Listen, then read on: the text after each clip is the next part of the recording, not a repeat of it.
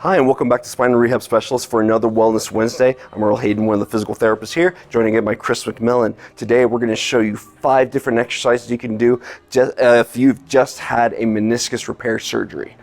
All right, we're going to say today, that Chris just had a repair for his left knee over here. Okay, so first rule for this is we want to get full range of motion. Other things we're going to be being careful with is how much weight we're putting on the leg. So depending on the surgeon, they may say either A, they don't want you to put any weight on that knee or on that leg for a good 6 weeks, or they may say you can put weight on that leg, but only if you're in a brace and the leg is fully locked out. And you can't do that unless you have full range. So we're gonna start with the heel side. So we have this stretch out strap. We have the pillowcase on his foot just to help it slide, his foot slide easier.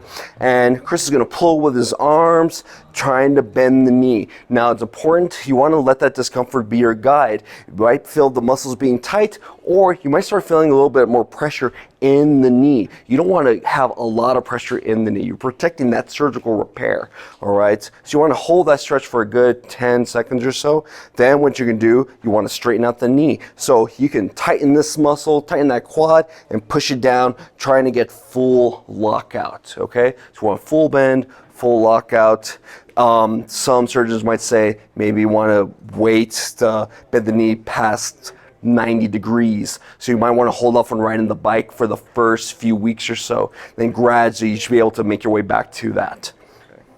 So now, next exercise we can do, again, since we're really not putting weight on the leg, but it doesn't mean we can't do different versions of bridging. So we're going to show the Swiss ball bridge. So you have a Swiss ball. The taller you are, the bigger the ball you're typically going to use. So Chris has his feet on the ball. We don't want the feet too far spread apart. If anything, you have them like a fist distance away. All right, so from here, toes are pulled back to make sure we're engaging the glutes, and then squeeze the glutes and lift up the hips.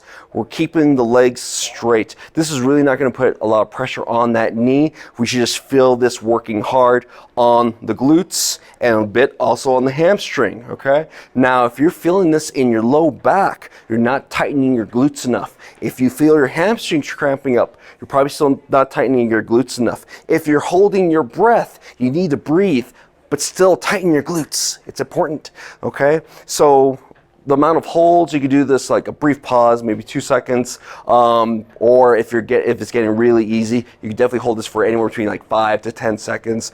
2 to 4 sets of 10 to 15 reps should be good. The other important thing we want to do is try to engage the core. So we want to make sure we're not losing any strength here and being able to brace here, because that will carry over to other types of activities such as walking, running, going up and down stairs, lifting something up from the floor. So we're going to do a plank. So we're going to do that right over here. So go ahead and get in your plank position. Now, if you're doing this right after surgery, you want to make sure that you probably keep a brace on for this and have it locked at 0 degrees, okay? We don't have that here, so you can't see it. But standard plank position, legs are straight, elbows underneath the shoulders, and we lift up the hips. Now I want to make sure that we have a little posterior pelvic tilt, so it's almost like a slouch here, but then we lift up just a bit right there and pushing hard through the shoulders. So we have this nice little arch. There shouldn't be a sag right in here, okay? Now you could do this for a good 10 to 20 seconds. If this is easy, if you can do this for a minute, you could probably start doing push-ups and that'll be fine. Again, keep the brace on. Now again, if your doctor says that you are allowed to put weight on that leg, as long as that knee is straight, you can definitely work on some standing exercises. And this is great because one, it will help build up the muscles in the leg, all the quads, help build up the hips, and also get your body used to putting weight through that leg again. So we're going to show a simple hip hike exercise. So again, Chris would have the brace on the leg, keeping it nice and locked, okay? And we can do this on both sides. So he's standing on the edge of this little platform. It's about 2 inches high. It doesn't take much. And then from here, he's just bringing the leg down and then going up. Okay, so we can hold that for a good maybe like 5 to 10 seconds. And the whole point is to keep the back nice and straight. We're working some of the abs over here, some of the oblique muscles, but definitely also some of the hip muscles over here, using the glutes to lift up this side of the hip. So anywhere between 10 to 15 reps should be good. You could do 2 to 3 sets of that. And then again, when you switch sides to the surgical leg, definitely make sure that leg is staying straight and you have that brace on and it's locked. Again, this is right after you've had surgery. After about 8 weeks, 8 to 10 weeks or so, you could probably get a little bit more knee bend as long as everything is healing appropriately. Now the last exercise we're going to show you is an old classic. It's very good for you, but after a meniscus surgery, we have to limit the depth. So we're going to show you squats. Now typically I wouldn't introduce these until about 7 to 8 weeks after the surgery, as long as again everything has been healing good. Probably still keep the brace on. And we want to make sure there's no weird hip shifting.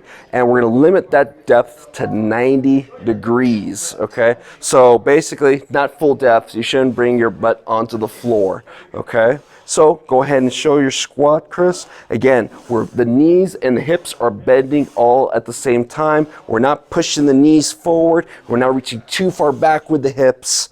We're going straight down, okay? Chest is up, head is straight, okay? That looks perfect. Again, about a 90-degree bend. So it looks higher. 90-degree bend, it looks higher than what you would think it would, but that's fine. Again, you should not have pain with this. Anywhere between 10 to 20 repetitions, 3 to 4 sets should be good. Once you've gone closer to like 10 to 12 weeks or so, if everything's feeling good and everything's healing right, you can go ahead and start adding some weight or going to a lower depth.